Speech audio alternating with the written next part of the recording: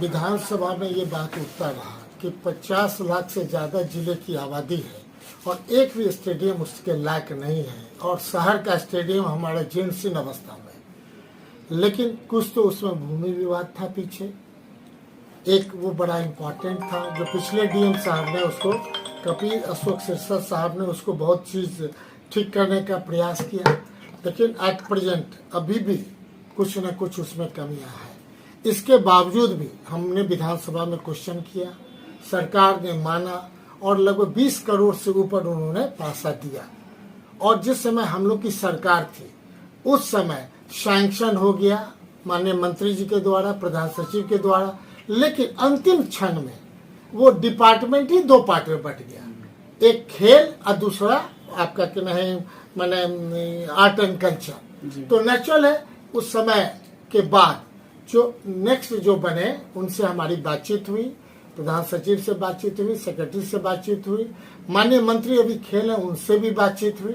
उन्होंने कहा कि आपका जो पहले से चला रहा है हम तुरंत उसको टेंडर में भेज रहे हैं, लेकिन जब तक टेंडर देने की प्रक्रिया और सिंगल टेंडर नहीं हो जाए, चूंकि भूमि विवाद है, कोई भी काम जो लेता है उसमें ध्यान रखने की बात है। वो टेंडर लेता है, पहले पता चल जाता है कि थोड़ा सा भूमि विवाद है पीछे, चूंकि हम एक्सपेंशन के स्कोप के साथ हैं और जहां पर 1 करोड़ 2 करोड़ का स्टेडियम बन रहा है वहां 20 करोड़ से ज्यादा के ये प्रोजेक्ट है।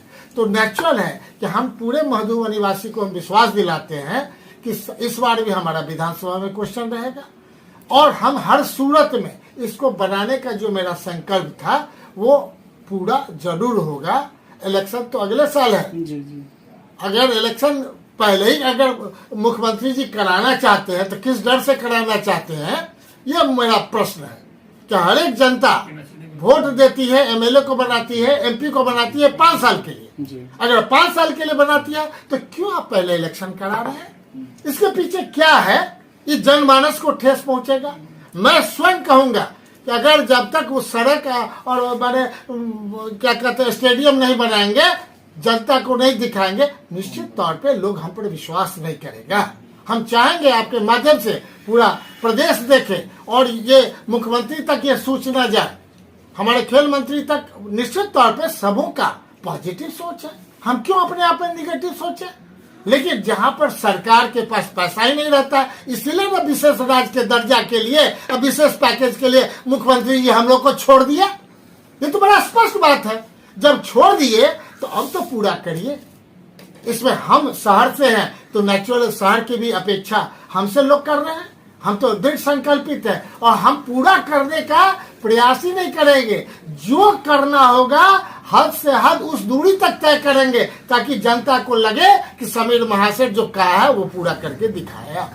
बहुत बहुत धन्यवाद। अपराध लगातार